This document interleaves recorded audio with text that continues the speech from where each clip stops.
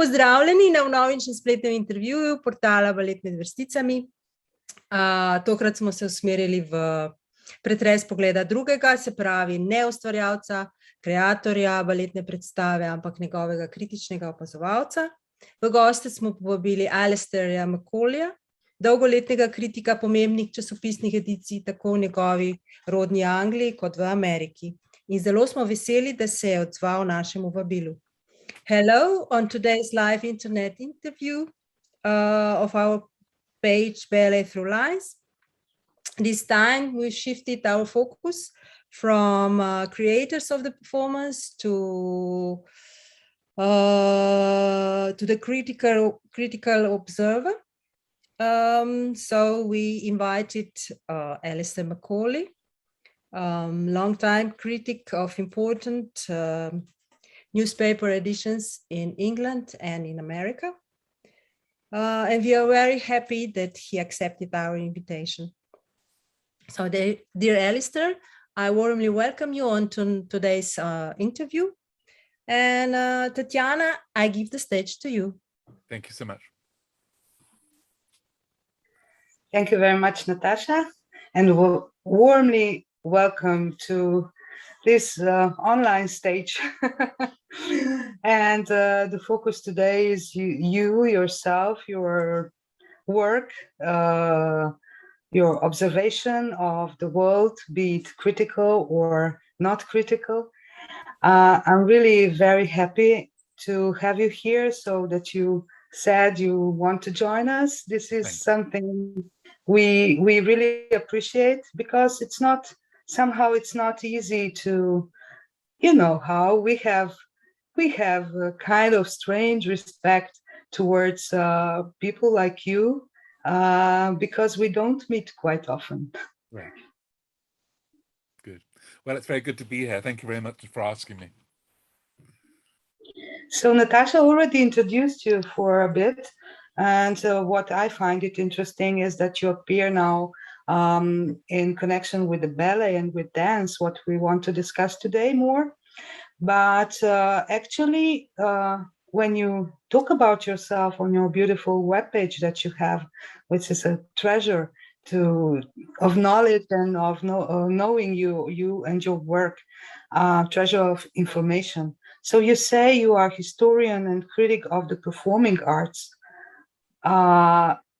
We can see how this develops, but can you tell us shortly about this topic, critic and historian of performing arts?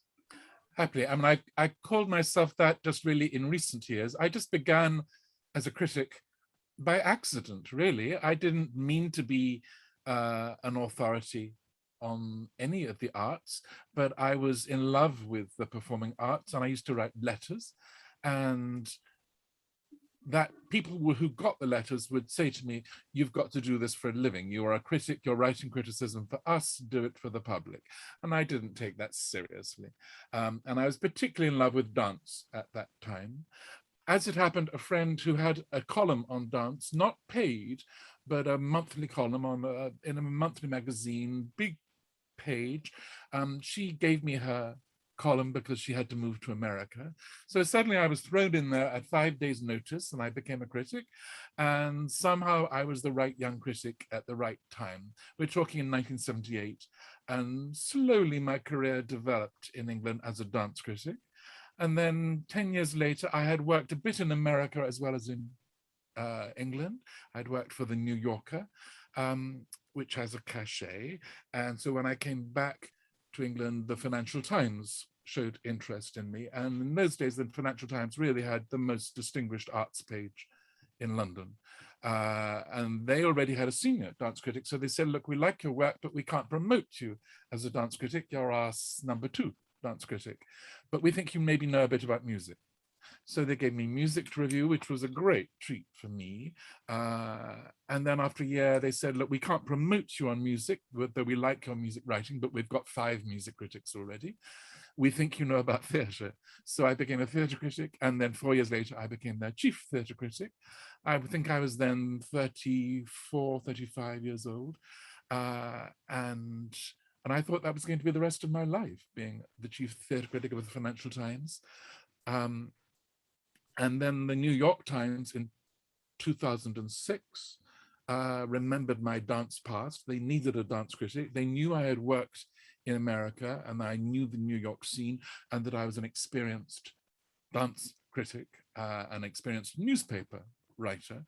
So suddenly they offered me this extremely prestigious job as the New York Times critic, which I did for 12 years or so, from 2007 to 2018. And then I stayed on in New York, just teaching and doing research for a year. And then I came back here to London in December 2019. And I've just been concentrating now on writing, researching history. I've formed the website that you mentioned. I'm particularly trying to work on a book on Merce Cunningham, but I have many other, if ever I can finish that book, I've got 20 other books I want to write. In a way, what I'm really saying is that I think you begin as a critic, or I began as a critic just because I was working out of enthusiasm and in a way out of mystery. I couldn't explain what I was even feeling or why I was feeling it. So I was trying to write to other friends originally, just to come to terms with what I had seen, trying to describe it for those people who hadn't been at the performances. And that, I now realize that's a very good basis for criticism. I didn't realize it then. But once you've had a career for a few years, of course, you research, you become interested in the history of the art. I think I was interested for the first moment really in history. And then after 10, 20, 30, 40 years, you realize you have seen a lot of the history of the art. So that's why I now pluck up the courage to call myself a historian as well. I'm bearing witness to what I have seen and what I have researched. It's really nice to see when we search on your webpage that we can find a lot of really interesting articles all on one spot. And I just noticed that you really, even now, you publish like one article per 2 weeks or something. So you have a constant continuation of your work, and you really search for different topics, and you still concentrate on certain interesting and important things in the dance world as well as in the theater. So it's really such a big variety. Like writing blogs, in memoriam, and then concentrating once on theater and then on dance. But also about dance in different regions of the world, like Cuba and India, and then on certain ballets, history of Giselle, for instance, or remembering dancers and ballets. This is really such a big variety of your work. But when you go to the venue, to the theater, which is the best seat you need to have to fulfill your tasks as a critic, your mission as a critic? Say the question again. What's the best? What's the best place in the theater? Is it the floor? Is it the box? No. I mean, I for one thing, well, certainly in England, I never asked to have one particular seat. There are lots of different newspapers. I was writing for the Financial Times. I was no more important than 12 other critics, who knows? So I just would go wherever they would put me. When I came to New York, sure, the New York Times is an important job. And a few people ask you, are you happy with the seat we're giving you? Would you like to be moved elsewhere? On the whole, I tried not to be difficult. If it's ballet, then I do preferably like to look from at least one gallery up, because I like seeing the formations. But that didn't always work. Actually, in the two main companies in New York, American Ballet Theatre and New York City Ballet, tended to put me on the ground floor, and I took the seat they gave me. They put you on an aisle, so you have a clear, unimpeded view. That's fine. I think the only other specification I gave to New York City Ballet was, can you put me as far back as possible? I don't like to be close to the stage, but that's a personal thing. The most intimate thing for each critic or each member of the audience is how the eye is comfortable. I know other critics who need to be much nearer the stage. That's personal. On the whole, I like distance. You like the view of the whole picture of the stage and everything. For theatre, it can be completely different. And of course, there are many intimate theatres and modern dance venues where you are right in the front because the audience is only 2 or 3 deep anyway. That's fine, and I've seen some very exciting plays and even dance performances where, in theory, I could stretch out my hand and touch the performers. That's fine. I like the variety. So does it ever happen you come on incognito to theater? Do you come as a civilian, not in the service of being a critic? Yes. When I was in New York, I don't think ever do that for the New York Times. It would be unfair in a way to institutions just to know that the New York Times critic came secretly, I don't remember doing that. I don't know, maybe I do. But certainly now I do. I'm just a private citizen in London again, so I sometimes just go to a show. Sometimes I pay for my tickets, and sometimes I then think, this was an exciting show, I'm going to write about this. I see many more performances than I write about. But sometimes I think, well, I've got to write about this. I found a very interesting article actually about the misconceptions about the job of a dance critic. If you remember doing that. So because there wasn't enough time to deal with each part of the, you discussed in this article, I would maybe like to expand some more, because I really would appreciate we share this point of view you have. People don't realize that critics get nervous, especially before the world premieres. What happens with you then when you have really important show and you attend as a critic? It's the same thing. It's the same thing as being a performer. You just have to deal with your nerves. And I think some critics don't even realize that they're nervous. And critics are actually excitable people. The time I was most aware of critics being nervous, everybody being nervous, was the world premiere of Tom Stoppard's play Rock and Roll.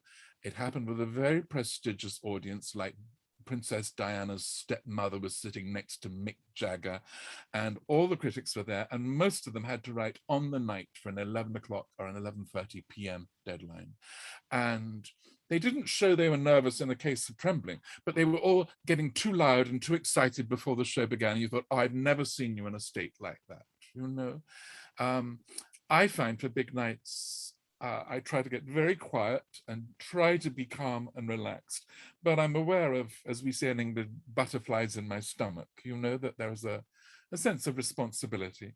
And if you are writing on the night, which I used to for the Financial Times, and which I currently do for the music website, Slipped Disc, I have to write, I think, Slipped Disc by 7 in the morning. In Financial Times, I used to write by 11 or 11:30 at night. That's really quite terrifying. You're going to have to perform very fast after the end of that play or that dance performance. And even if you're writing in a month's time, I think there is some still sense of nerves at some level of your mind, because what you're doing involves responsibility. That's all. Yeah, about writing on the night of the show, we only know from the movies. For instance, I I haven't, maybe from the TV, sometimes from the radio, they do this overnight, but it's usually very short observation more than a real review or a critic's article. So it's very interesting to hear from you. So you have to somehow prepare yourself very well, because otherwise, you cannot fulfill your job properly. What do you do before you attend the show you have to write about? What is your personal preparation? I mean, in a way, I don't prepare, because what you have to be ready for is something that you have never seen, is something that you do not know about a direction that your mind has never taken. So you simply have to be open to possibility. That's the most important thing when you go to the theatre, not to think that you know about the show. I mean, if you are an experienced critic and you're reviewing a new production of Swan Lake, sure, I've seen an awful lot of Swan Lakes. I'm going to know about that. I don't need to research it. That's in my memory, and I have a good memory. I found when I was a theatre critic, when I began, that I would try to read the play before I went to the play. But I quickly also learned that actually, if I read the play in the day or so before I went to it, that was a disaster, because I then had a strong opinion on how that Shakespeare or that Pinter play should go.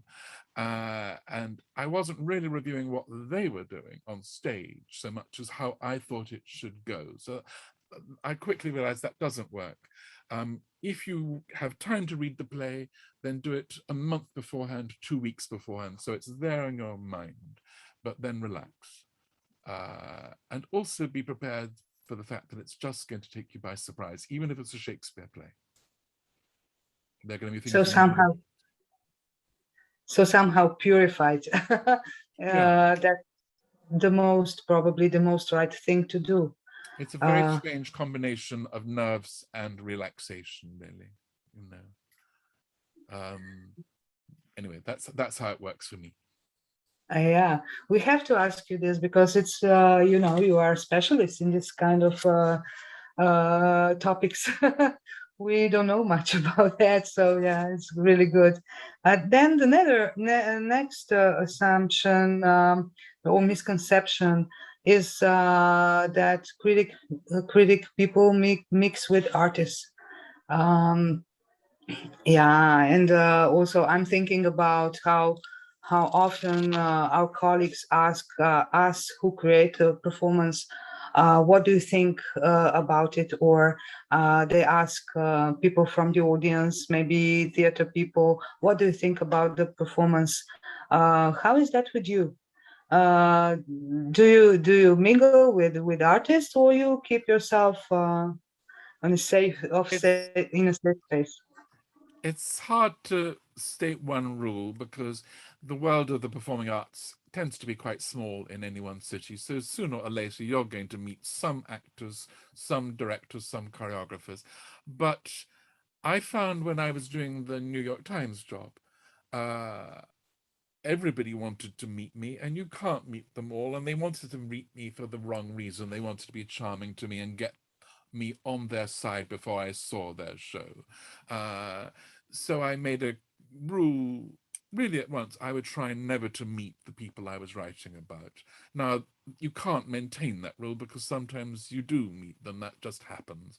But for example, the man who ran New York City Ballet when I was in New York was Peter Martins. He was the most prestigious person really in American ballet. I never met him once. I think he would have been very happy if I went once every season for a meeting with him. I think he had done that with my predecessors at the New York Times, but I just said, no, I won't do that. I never really met Kevin Mackenzie, who ran American Ballet Theatre. And on the whole, the big people in New York dance, I just never met. Fun, really. I mean, I felt almost like a spy, because they didn't know me. It's curious. I mean, when you do meet some people, it's fascinating. For example, the choreographer Alexei Ratmansky, who is Ukrainian Russian, he left the Bolshoi in Moscow in 2008 to come to New York, and quickly became one of the choreographers I was reviewing the whole time. And he is prolific, so I often would review 3-4 Ratmansky premieres a year. Well, he's a historian too, and he researches Swan Lake and the Sleeping Beauty and the ballets that I have researched. And I did 1 or 2 presentations at the New York Public Library of rare films of certain ballets and photographs and things about these ballets that I had found from 30 years of researching these ballets. He was in the audience and sometimes picked up on points I'd made and made that part of his own much more brilliant research, often into staging a new Swan Lake, but a new Swan Lake based on the 1895 St. Petersburg Swan Lake. So in a way, though I hardly met Alexei Ratmansky personally much, it was as if we were colleagues, both researching the same thing. In the case of his Sleeping Beauty, which he did for American Ballet Theatre, the press office, which normally at American Ballet Theatre wasn't interested in research, but it just said, if you've got any questions about this new production, do send them to us. So I thought, oh, this is unusual. So I'm a historian, so I was sending lots of Sleeping Beauty questions straight after the premiere, and these brilliant answers were coming back. And I thought, oh, they're much better informed, the press office, than usually are.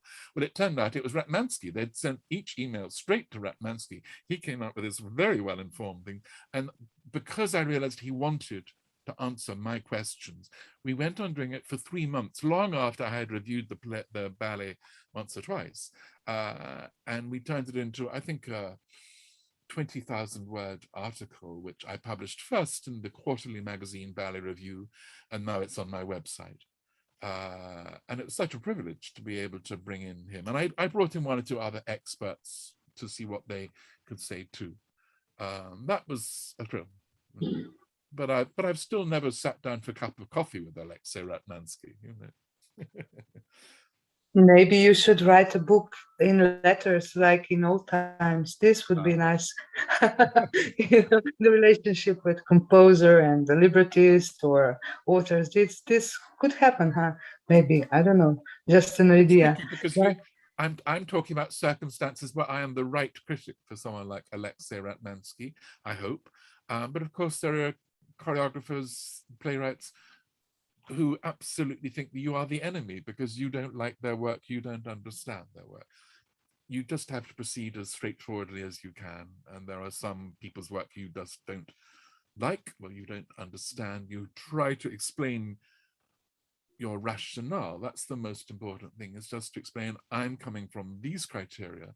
These are my beliefs. This is why this play, this ballet strikes me as offensive or badly done or whatever. And you're aware that sometimes there are other critics saying the opposite. So you find yourself, or you ever think about being kind of influential in terms of people would go and see the show, which you review nicely, and at the same time maybe go to see the show which you don't review nicely. What is your feeling about the influence you have on this side of audience's side? I suppose I've known the whole spectrum. I loved working at the Financial Times because I was just one of 12 newspapers or magazines that came out either each week or each day, you know, so that was fun. I would just think, if I'm the only person who thinks this, fine, because there's the Evening Standard, there's the Daily Telegraph, there's all with their different opinions. Occasionally, even then, I was aware that my review upset certain performers or directors very much, and they could not forgive me, even though there were 11 other critics who praised their work, you know. There was a notorious time in 1994 when the famous performer and writer Stephen Fry was in a West End play, and he suddenly left the play because he'd been so upset by my review. He had actually said in advance, I won't be reading reviews. Critics hurt people's feelings. But he lied, because he then read all the reviews. He read mine, was mortified. And one of the books that came out about it, was a big scandal in London, actually reviewed, his point was not that I was hurtful so much as that I caught the things about which he was most morbidly sensitive.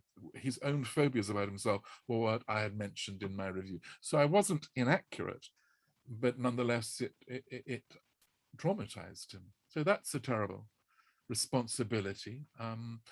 I can't unwrite my review, and I was being, I hope, accurate. What's worse, of course, is people who just assume that the critic of the New York Times must be right, and they go to a performance because they've read the review. And then what's worse is that they then don't really check their own mind about what they're seeing. They just accept the opinion of the New York Times critic. Really what I'm doing as a critic is beginning a discussion, and I hope quite often I'm controversial and lively and sometimes shocking, and that then they can feel a little uncomfortable but interested, and that's part of a process. We recently here in London had a new 3-act ballet by Christopher Wheeldon called Like Water for Chocolate. It's an adaptation of the novel by Laura Esquivel, Mexican magical realism. It's also been a film made in 1992. I think the novel came out maybe in 1989, 1988. I didn't like it, but the first 4 other reviews that came out were very positive. And I love being part of that mixture, that, you know, we're all getting worked up about this ballet. And I wasn't the only person to dislike it. But I love that debate. So you read other critics' articles or reviews? It depends. When I was in the New York Times, I very seldom did, because my reviews were usually out in print before anybody else's. And that was enough. I just thought, I don't need to read. There are some critics I really respected, so I would try to look at what they said, you know, but they would come out normally a week or days after mine. I think it was unusual with Like Water for Chocolate. I don't always read other reviews, but somehow I heard about these reviews coming out just about the same time as mine. So I thought, oh, this is fun. Let's see what it's like. I think really what I wanted to say though is, I don't mind a critic agreeing with me or disagreeing with me. What I really want, and I was disappointed by most of the reviews of Like Water for Chocolate, is that they didn't give me more to think about. I thought, well, I can either just agree with you or not, but you're not stimulating me. Occasionally I read a review that I think is completely wrong, but it really makes me rethink everything. And that's so interesting. I came across that a lot when I was a young critic, with, of course, reading certain prestigious senior critics. And changing your mind is the most interesting thing. You know? So it's very interesting to hear that. My next question would be, when you said giving something more to think about, where is this hidden? Where this can be hidden? I don't know. Well, a lot of it is to do with criteria. For example, with Like Water for Chocolate, the issue is, can a complex work of literature, of magical realism, be turned into ballet?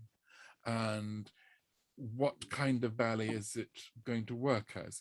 Are there important dance opportunities? For me, it didn't really work very well, just because the dancing wasn't really very interesting. There was no, I was waiting for the big poetic duets or solos, and for me, those weren't interesting. Wonderful scenery, very good performances, that's all fine. A critic who could just tell me more about magical realism, a critic who will make me think, say, about the presentation of men and women in a work like that. I, for example, was thinking, this is set in Mexico. I can't even see why this ballet has the women on point. Normally, if you put a woman on point, that exalts her, it makes her special in some way. I didn't have time to put this in my own review, but I wish I had, just to say, if you're going to put a woman on point, especially in the 21st century, you're saying something about women being different, which may be fine, but make it clearer. I don't think this ballet distinguished in an important way between men and women.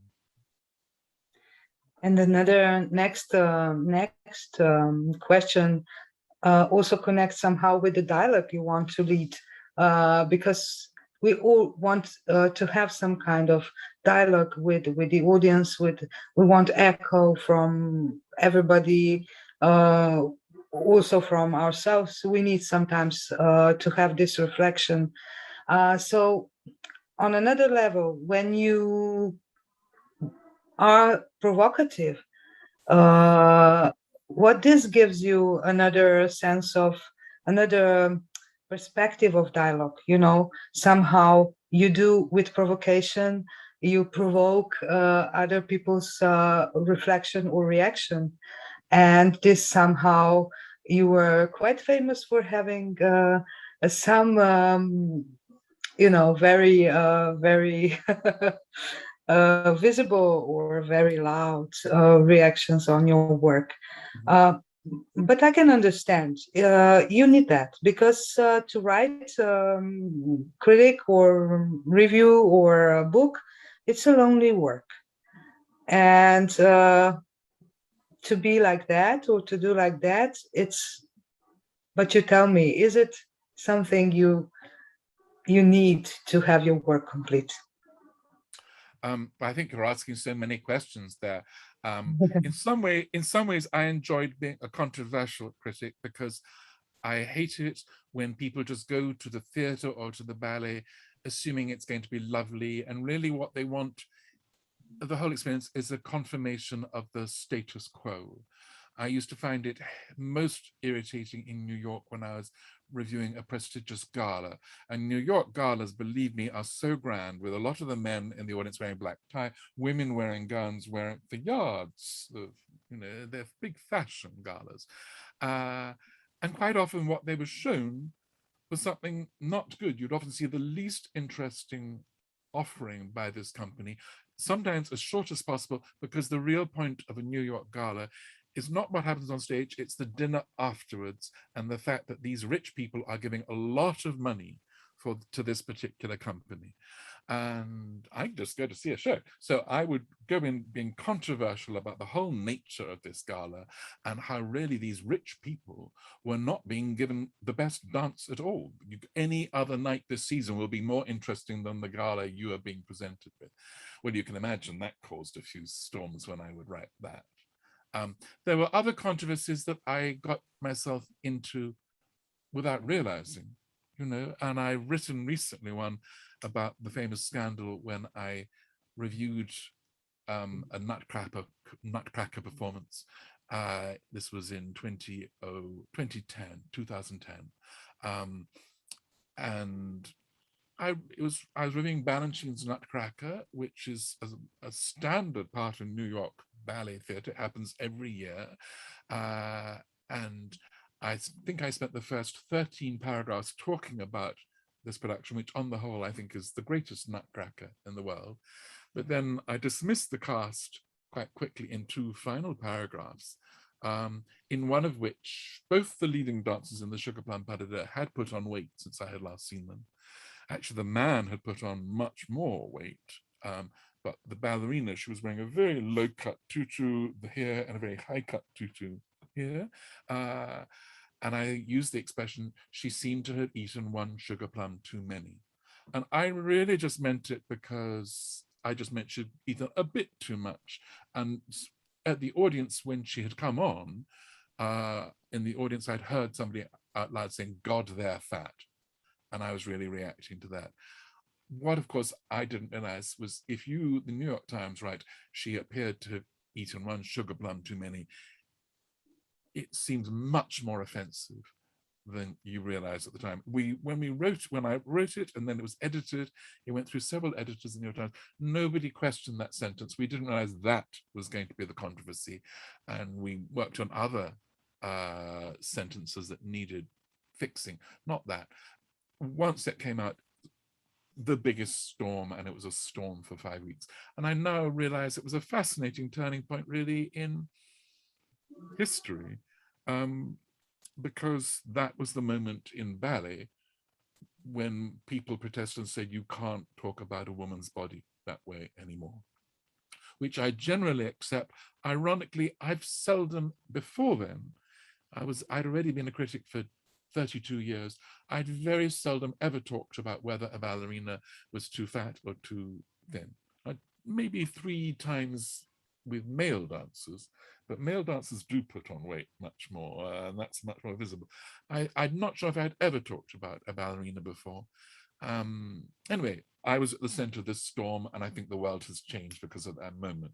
It was horrible for me going through it because the hate mail was phenomenal. But I think the world has changed, and there we are. Good. It's good to hear that you stayed positive about that, and you have peace in your heart about that. And also, when we had our short pre-talk, what I liked is when you said how important it is to start to talk about it, and especially when a person like you talks about it with such great influence on some opinions, or that I think ballet is somehow different from other performing art genres like theater or contemporary dance, for sure.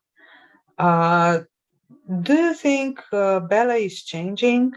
Just to jump over this critic phase, I would have some different questions now in the second half of our talk. Well, some people feel that ballet is changing, for example, in the body, that women can now put on more weight. I don't think that's going to change fast, because actually, if you allow a ballerina to gain, say, 6 pounds, which is nothing socially, actually it's a very big deal for men to lift. And there really are male dancers who are anxious about every extra pound that a ballerina puts on. But that's for dancers to work out, and I'm not bothered. There are some super strong men who really can lift women of any weight. That's not my business. I'm sure people are thinking about that. What's much more important, and the ballet world is thinking about this all the time, is how to address the issue of weight.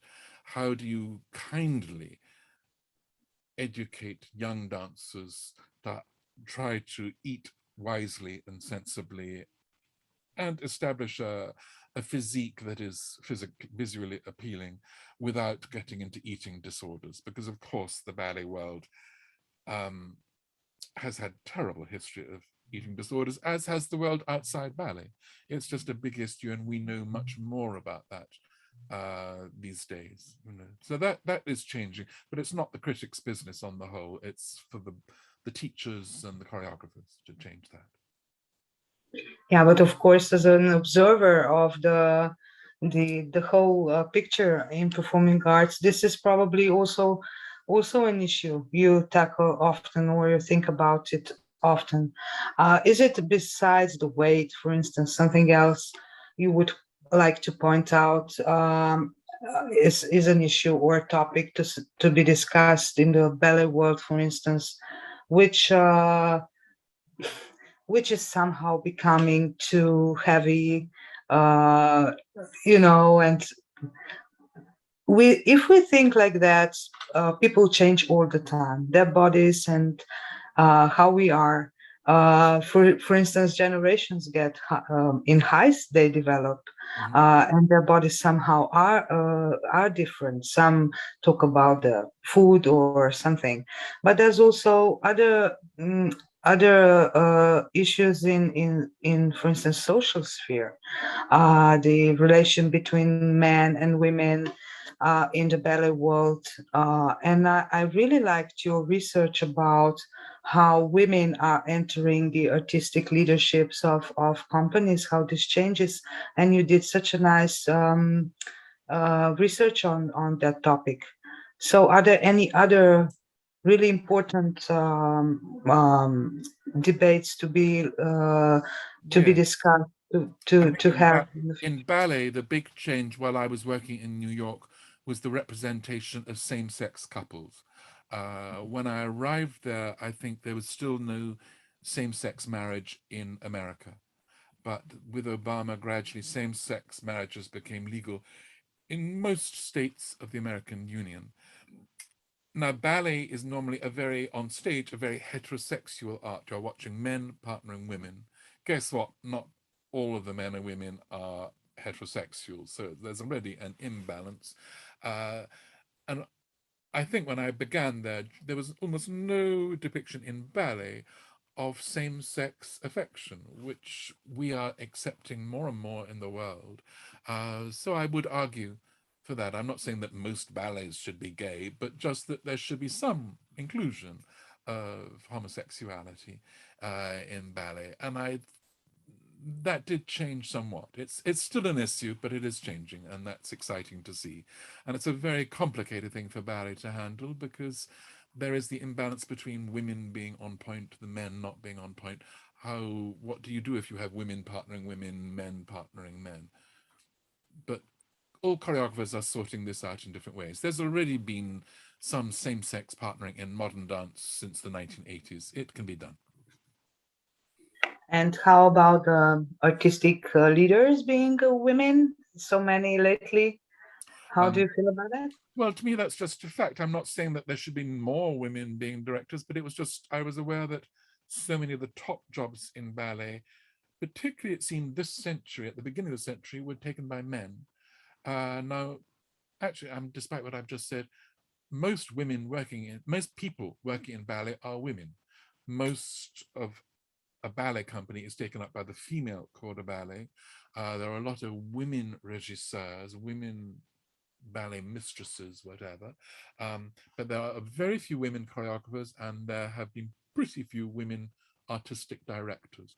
Now, some particularly of those artistic directors have been very prestigious for a century now. In London, our Royal Ballet was founded by Ninette de Valois.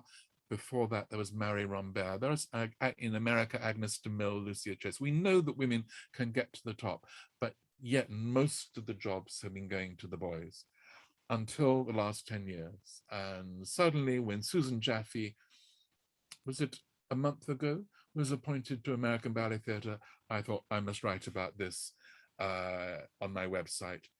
And originally, I think I just named 10 or 15 women who had got top jobs running companies. And then people wrote into me saying, you haven't named us. So that first paragraph where I listed them has got bigger and bigger and bigger, because every day I was adding a lot more names, which was fun. Even so, even with all of that, most ballet companies are still run by men. So fascinating and a bit alarming, you know. A piece I may research, or I've begun to research, it'd be quite hard to find the facts, is about running ballet schools. Because though most small ballet schools around the world are run by women, that's how the world works. At the top, guess what? Men step in and like to run the Royal Ballet School, other big schools. Again, it's not quite fair. So that's a subject I'm looking into, but I need other people to help me with the research. I can't do that alone. Yeah, but I think even this kind of small pattern you have found, which is really popping out now, is can lead you to see the differences, and maybe, do you think, write a book about it?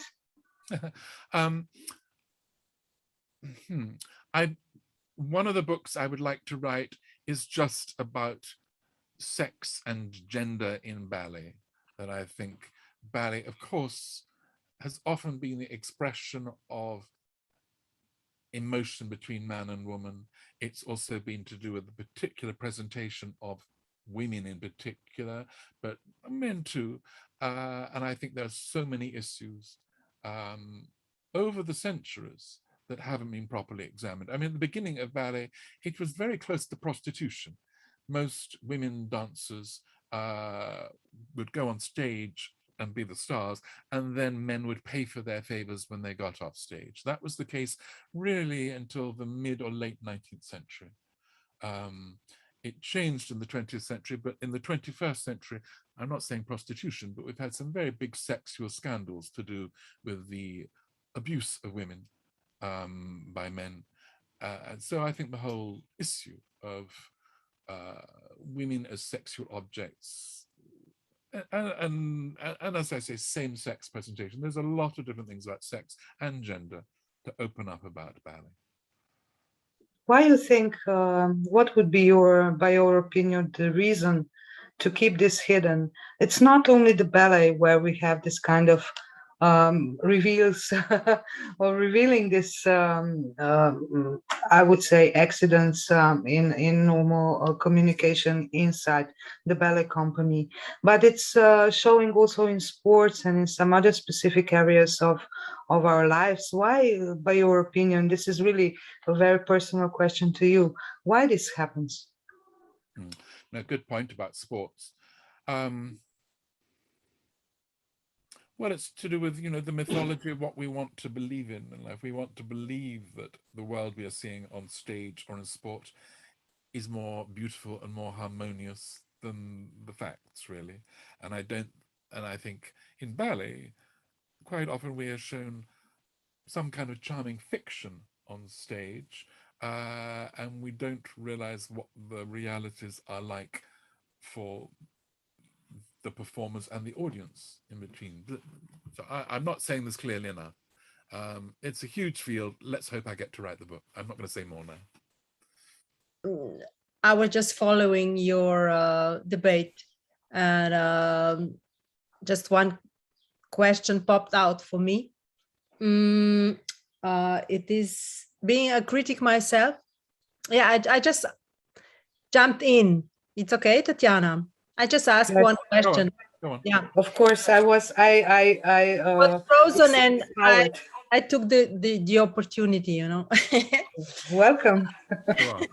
So, being a critic myself, I always wonder how much I am being subjective, and how much it's possible to be objective when you are writing a critic about the performance. So where is the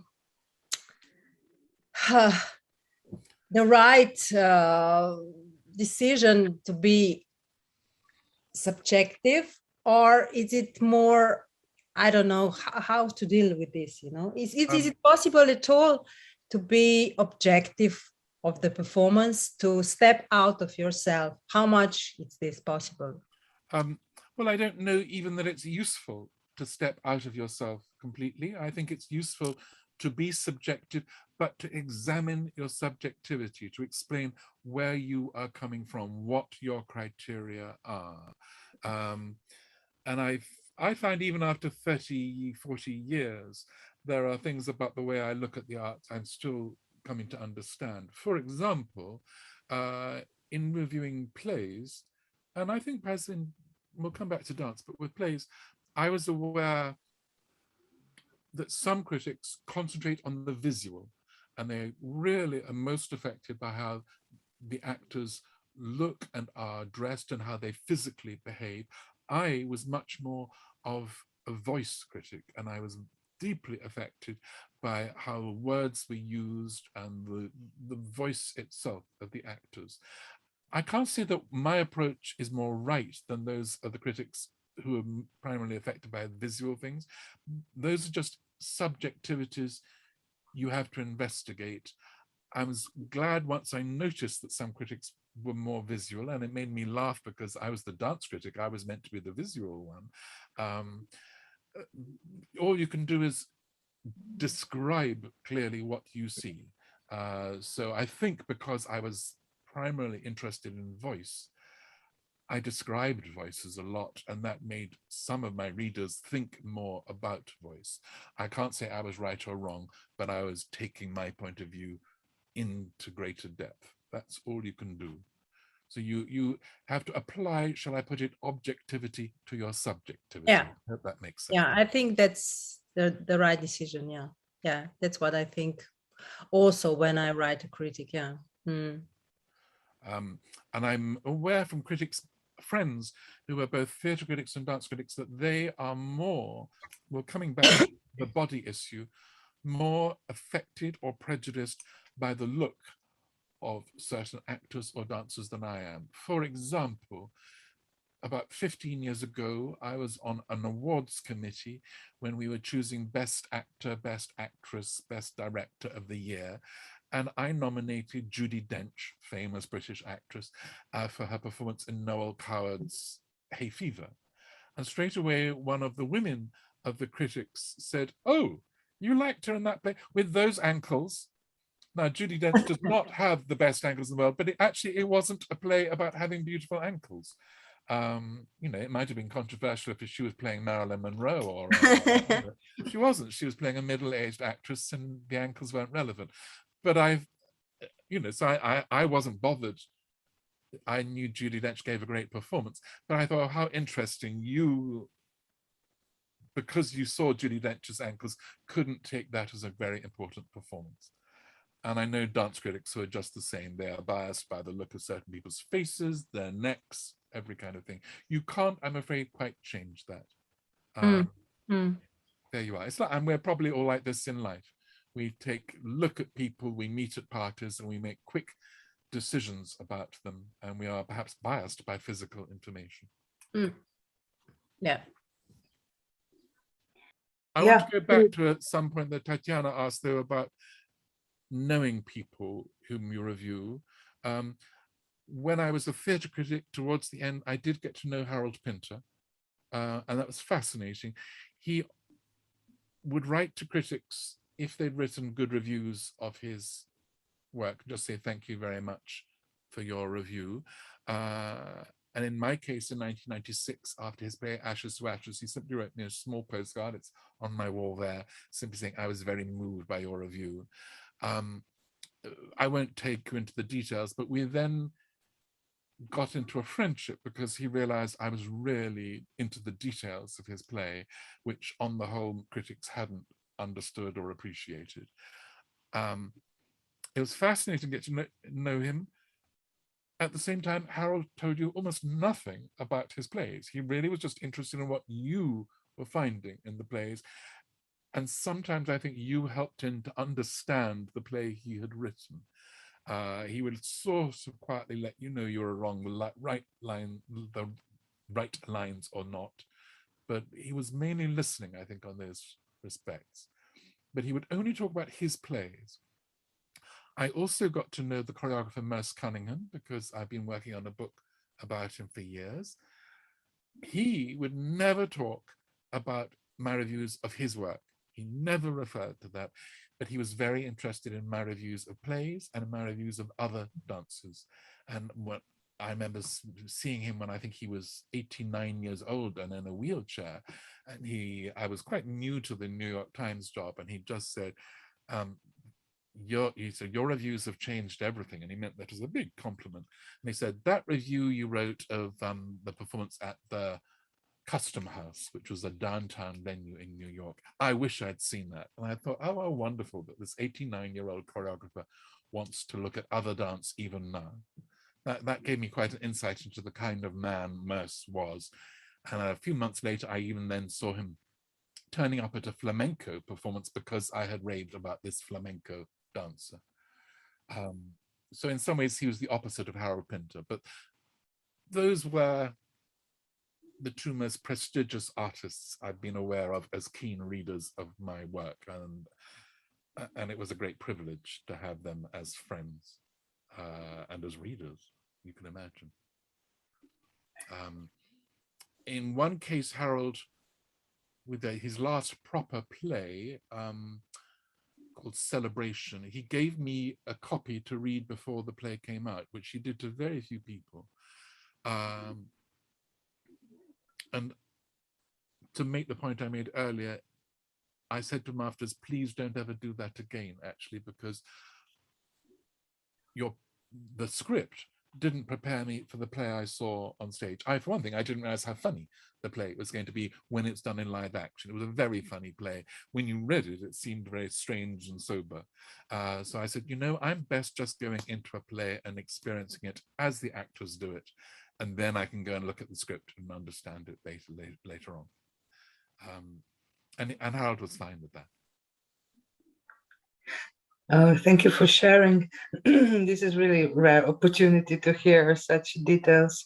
You were talking about flamenco, and then it crossed my mind what I've seen amongst the variety of your work is that you also were writing about the Cuban dance scene and the ballet and and also about Indian dance. So my question would be maybe kind of weird to hear, but do you think there is some of course, there's difference between Western and non-Western art and dance and performing art. But do you think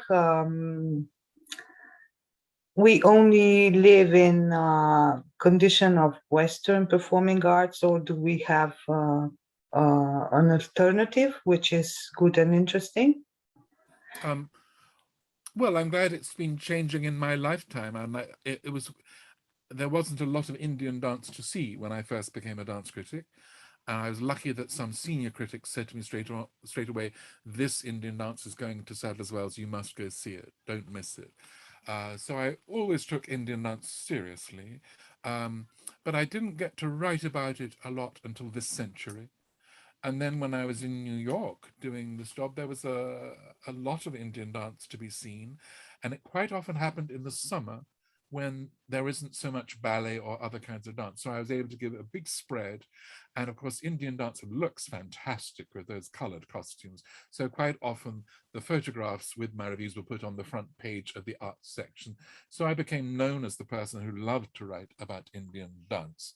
And I truly did love writing about it. And I thought, I am a Westerner, I am an outsider. I'm trying to understand more and more about these 8 different forms of classical Indian dance. But, you know, how much can you ever get to know about it? So I then, it's partly a midlife thing. I wanted to go to India. So I went to India in 2012 for 4 weeks, really on my money. I got a grant from the Asian American Arts Council to help, but mainly it was my money. And then I did it again 2 years later, 2014 to 2015. And just traveled around India looking at different dance forms, also looking at the temples where a lot of this dance began. I mean, I'm still a very Western person. I'm not an expert on Indian dancing, but it was wonderful to get to see much more about this culture. And all of that just makes you realize when you come back to New York or London that you just know one world. It's not the only world, you know. How would I you like feel? seeing lots of different dance kinds. I mean, I would in New York also go to see a lot of tango. Now, tango tends to happen late night. The tango people don't perform at 7 in the evening. They tend to start around 11 p.m., sometimes even midnight. But that was fun going to these clubs where you were just watching tango at close quarters, and also to realizing that tango, like I think Indian dance, but even more so, is best when you're close to it. So if you're a theatre critic or a ballet critic, you're often you're most comfortable watching something on the other side of a proscenium arch when you're distance. With tango, you've got to change. You've got to be in that club near those people and be able to see the footwork and the partnering at close quarters. I love that, but I had to learn. Don't think it's going to be better if you see it in a theatre. It's not. You've got to be close. Love that. Does this, on the other hand, mean that, for instance, Swan Lake on the stage of New Delhi is not the right place to happen? Well, curiously, a friend who moved to India probably after my last visit kept sending me messages about, I think, Russian companies doing Swan Lake in India. And I was thinking, why are you sending me this? I wouldn't go to India to see ballet. I go to India to see Indian dancing, you know. I think, of course, that Swan Lake is infiltrating even India, I'm afraid. But I'm happy to say that actually India has very few theatres that are equipped for Swan Lake. It does wonderful theatres of different kinds. So on the whole, if I go back to India, I'm not likely to see Swan Lake, and that's just fine by me. And appreciated by me. Well, I like Swan Lake if it's well done. Most Swan Lakes are terrible, but I do know it can be a very great work of art if it's well done and in the right way. You know what I was, this is kind of my question to you, which I was thinking about recently, about the story ballets of new time of ballet. And after all those big works on repertory of ballet companies, we have flood of different titles from literature, new ballets, new stories coming to the ballet world, becoming kind of this um, genre of story ballets. Why this happened so late? In a way, why do you think we have this gap between classical ballet and then neoclassical and everything, and then we came back to these stories becoming quite popular and yes, in deep connection with the actual classical ballet? I can't fully answer this, but it is an important change, as you say. Part of it is box office. The average member of the audience, if people don't know what ballet is going to be like, then they'll feel safe watching a story. So ballet audiences, particularly at the moment when the world is recovering from coronavirus, for example, box offices everywhere are nervous and trying to fill the theatres. The average audience, at least in London, and I think in many other cities, less so maybe in America, want a story, and they want one story, not three different stories in the space of evening. The best of all, they think, is to see a story that will take them from the beginning of the evening to the end of the evening and give them an adventure. I can understand that.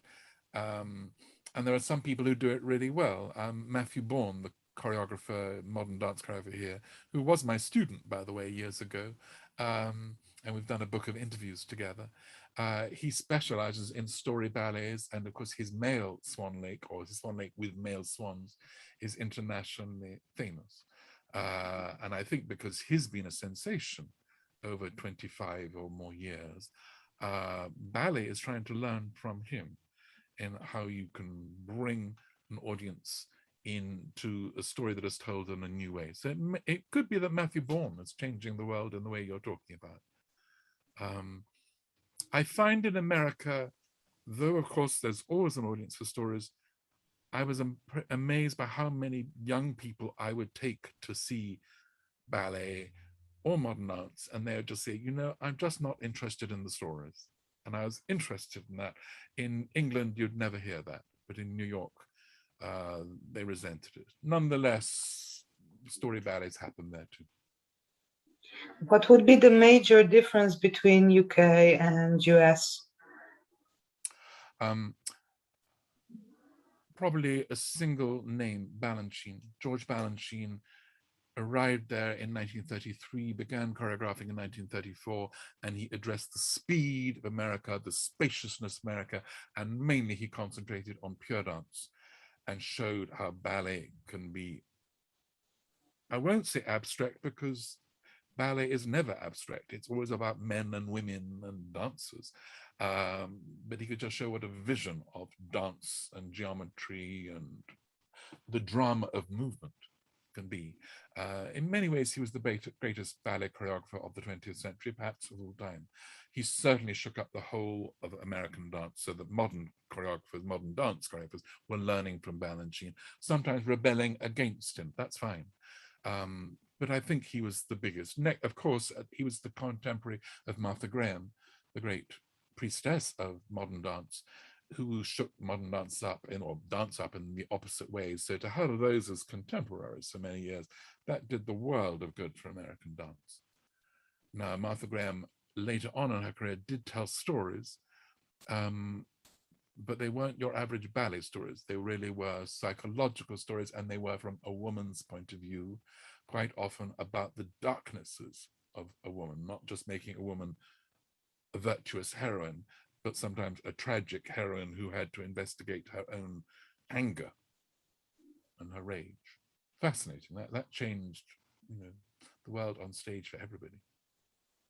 So on this level, you can say ballet can be also critical, like critic to society, the same as the theater is, for instance. Yes, you do end up being a social critic in some ways, I'm afraid, too. I say I'm afraid because that's when you become most controversial to your readers. If you go into your review with a view on Brexit, of course, half your readers are going to have one opinion, half of your readers have the opposite opinion. And in London, Brexit is still a very incendiary issue. I used to be shocked when I was a young opera goer in my teens, and I loved opera before I loved dance, how political some reviews and particular editorials were in opera magazine. And I think, I don't go to the opera to consider politics. Guess what, 40 years on, I find I've got much more political, and I'm much more in sympathy with critics and editors who write from a political point of view. But I remember that I was on the other side, so it's fascinating that.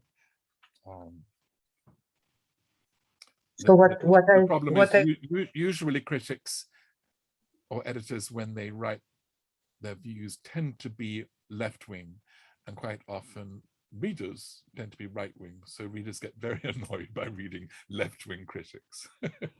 I began as a right-wing critic when I was young, and I've become more left-wing with the years, you know. So that's very strange. Can you explain a little bit, because I'm a bit confused.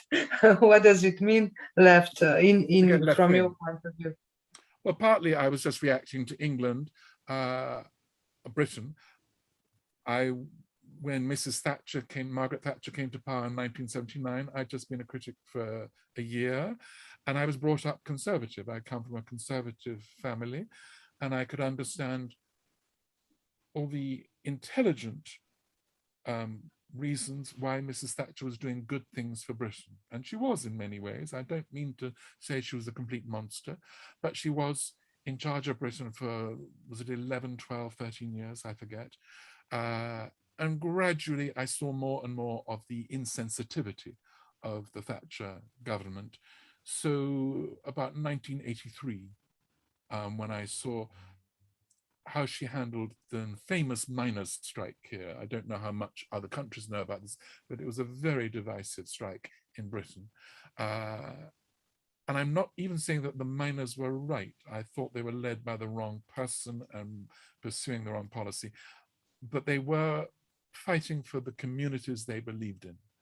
And nobody in the Conservative government showed any compassion to the loss of the old mining way of life. And I thought, I cannot vote Conservative anymore. And I've never regretted that change. And I see more and more reasons to vote. So far, it's generally been Labour since then. So that's a big change in myself that happened to me in my late 20s. Of course, I've become, like most people in the world, perhaps more and more sympathetic to feminism, or inspired by feminism. Of course, we are all much more aware of racism now. Britain has many more people of color than it had 40 years ago. So this is just issues that we all must consider.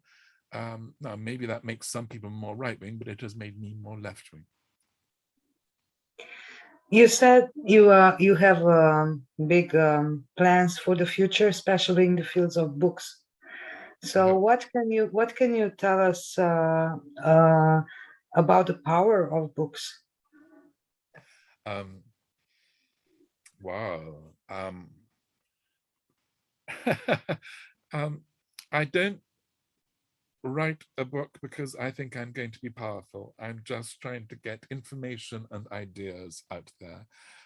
So the power is simply to be stimulating, to help change people's minds, enrich people's minds. If that's power, then that's an exciting kind of power to have. But I hope people will always, I'm not going to change the world. People are just going to take me as one ingredient among many, many things.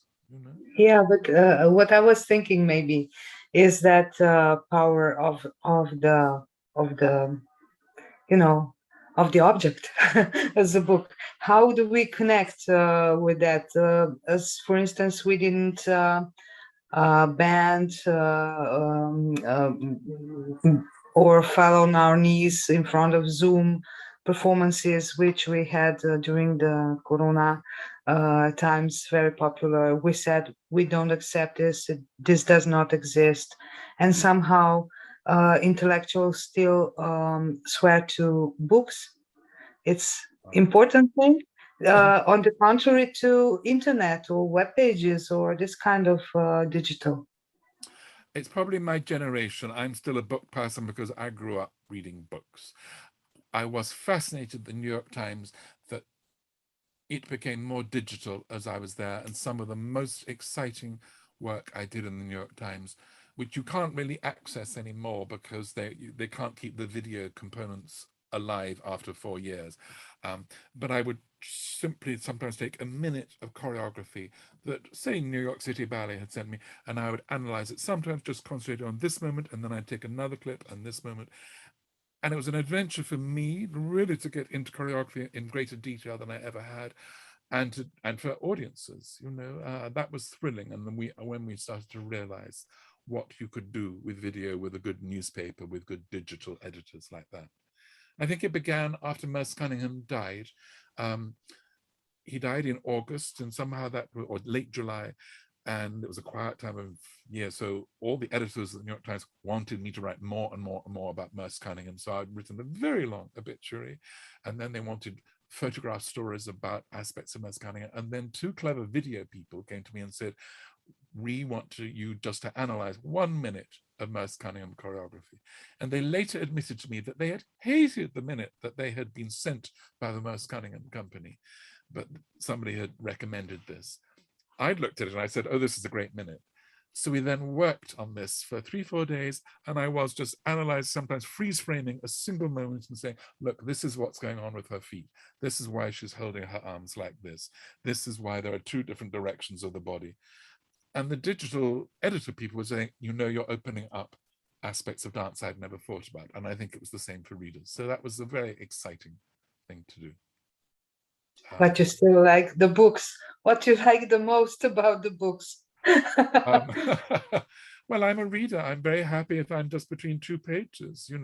Sure, I do use a Kindle on whatever screen, but I'm still actually like turning old-fashioned pages, and I like being able to go back to different pages within a book. I'm just a book person. So how many issues are? How many copies are of one issue when you do a book? Is it a big? I don't know. I'm truly writing my Merce Cunningham book for one American publisher, and they've been very good to me because they know I've been writing it for many years now. I should have finished it long ago. They've never discussed how many copies they will be printing, and that will depend on some aspects of the book, because if it's a book for specialists, then they'll only print so many thousand. But if it's got certain sensational content, then they may see it's a different kind of book. And that's a very hard thing when you're handling. I began it just as a critical study of this choreographer whose work I admire so much, and which has always been so radical. Merce Cunningham was the man who separated music from dance, so that the dancers, when they performed, did not know what music would be playing. And the music would change from one performance to another. They just carry on dancing. I love that. And I love many things about Cunningham. I wanted to write about this, and I feel there's a lot of drama and meaning in his work. But then, after I'd been working on the book for 2 years, I realized that there was some aspects of his biography that nobody had ever written about. And I'm not even going to tell you, but that will be in my book. And I don't mean sexual stuff. I found another big explosive thing that I think may have affected him as a child, could only have affected him as a child. So I thought, this has got to be handled by somebody. It better be me. So my book became a critical biography rather than just a critical study. And then, of course, Merce Cunningham was a man who began heterosexual and then became homosexual, and mainly with the composer John Cage, which is a famous relationship. They were together for just about 50 years, but actually there were further complexities, and I've got to handle that, which is very tricky, because once you introduce sex into a book, then there's the possibility that people are only interested in sex and in sensationalism, and I'm still working on how to handle that gracefully. My last question for you would be, you don't intend to retire, do you? I like retirement. I'm going to far fewer performances, and that's a pleasure. And I like the days when I just sit and read or watch things rather than writing. So I'm semi-retired almost already, I think. But my family always used to say to me, I'm the youngest of 5 children. My siblings would always say, you're always going to want to go to the theatre. You're going to need to go 4 or 5 times a week because that's what you've been doing for 40 years. And I always say, no, I know I'll be fine. And then even before the virus in 2019, I would sometimes have a week at a time when I did not go to the theatre, and that's just fine. So I was ready for the virus. Staying home was fine by me. I also my meant, mind keeps going, so I am a natural writer. I'm always going to find things to write about. So in that sense, maybe I'll never retire, but I won't keep on writing so much. my wish was you don't retire. You just need to keep on going, because we have to hear interesting details. And yes, you are an important part of the artistic world, not just an observer or a critical observer. Thank you so much, Alastair, to be with us today. Days are getting longer, so it's a day. I do hope we keep in touch, and if there's something, we come back. But before we leave the session of the Zoom, I'm asking Natasha, maybe she has another question for you. And I just say goodbye for you for now. It's been lovely talking to you. Thank you so much. I hope I Thank get to you. Slovenia one day. Yeah, please. Welcome. Yes, please do. Yes, I have a question. Good. You also learn ballet steps and are able to produce them, as I could see. Did you think that without that you couldn't write about ballet? I'm asking because my point of view is a bit different, because I'm a professional dancer, and I started writing critics and articles afterwards when I stopped dancing. So I come from the ballet world. I know the steps, I produce them, which is different point of view. How is for you? Well, I was never a dancer and I never took class, which when I became a critic made me feel so guilty, because I thought, oh my God, I want to know about the steps. But I was lucky that a new book had come out the year before about Frederick Ashton, the great British choreographer, which talked about steps a lot.